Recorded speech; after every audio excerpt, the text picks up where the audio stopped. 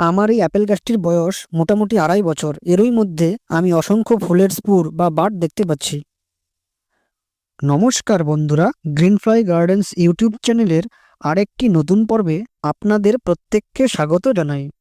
বন্ধুরা, আপনাদের অনেকেই এখন জেনে গেছেন যে আপেল গাছ এখন শুধু হিমাচল প্রদেশ বা কাশ্মীরের মতন শীত প্রধান রাজ্যেই নয়, বরং যেখানে তাপমাত্রা 40 বা 45 ডিগ্রি সেলসিয়াস থাকে গরমকালে, সেখানেও এখন অনায়াসেই চাষ হয় এই আপেল গাছ।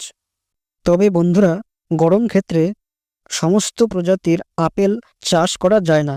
যে সমস্ত আপেল আমাদের মতো গ্রীষ্মের 40 ডিগ্রি সেলসিয়াস তাপমাত্রায় ফলন দিতে পারে, তার মধ্যে অন্যতম হল HRMN 99, ডরসেট গোল্ডেন ও আন্না। বিশেষত এই 3 প্রজাতির আপেল ভারত ও বাংলাদেশে এখন অনায়াসেই চাষ হচ্ছে।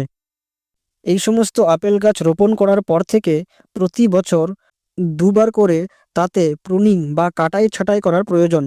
একবার গ্রীষ্মে জুন বা জুলাই মাসে, আরেকবার ডিসেম্বর বা জানুয়ারি মাসে। এর মধ্যে ডিসেম্বর বা জানুয়ারি মাসের প্রুনিং খুবই গুরুত্বপূর্ণ, কারণ এই প্রুনিং করার পর গাছে মার্চ বা এপ্রিল মাসে ফুল আসবে। তবে তার জন্য অর্থাৎ উপযুক্ত ফুল আনতে হলে গাছটির বয়স কমপক্ষে 2 বছর বয়স হতে হবে। আমার এই গাছটির বয়স মোটামুটি 2.5 বছর। এরই মধ্যে গাছে আমি অসংখ্য ফুলের স্পুর বা বাড দেখতে পাচ্ছি। তবে এই স্পুরগুলো ফুটে কিছুদিনের মধ্যেই ফুল বের হবে, কিন্তু এর জন্য এই শীতকালে বা ডিসেম্বর জানুয়ারি মাসে একটি হট প্রুনিং করতে হবে, যাতে গাছটির সমগ্র শক্তি এই স্পুরগুলোকে ফোটাতে সাহায্য করে এবং এরই সাথে আরও নতুন স্পুর আনতে সাহায্য করে। পাশের ছবিটি দেখুন, এই স্পুরগুলো বিবর্তিত হয়ে কিভাবে ফলে পরিণত হয়। আর বন্ধুরা, ভিডিওটি দেখতে থাকুন আমি কিভাবে গাছটির হার্ড প্রুনিং করি ও কোন কোন অংশ থেকে আপেল হয় যা আমরা প্রুনিং করব না, ইত্যাদি সব কিছু এই ভিডিওটিতে দেখতে পারবেন। আর ভিডিওটি ভালো লাগলে অবশ্যই চ্যানেলটিকে সাবস্ক্রাইব করে পাশে বেল বটনে ক্লিক করে রাখবেন। প্রথমে গাছের নিচের এই ডালটিকে আমি কেটে দিচ্ছি। দুটো চোখকে রেখে ঠিক এখানে কেটে দিচ্ছি। তবে প্রতিটি কাঠ 45 ডিগ্রি কোণ বরাবর কেটে নেবেন, যাতে জল জমা হওয়ার পরিস্থিতি না থাকে। এরপর দেখুন, এই ডালটি সোজা উপরে চলে গিয়েছে। এতে এখন ফল আসবে না।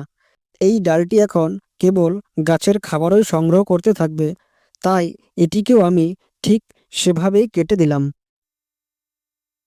ঠিক একই পর্যায়েও এই ডালটিকেও আমি কেটে দিচ্ছি, দেখুন। এরপর বন্ধুরা, ওপরের এই ডালগুলোকেও দুটো চোখ রেখে ঠিক এভাবেই কেটে দিতে হবে।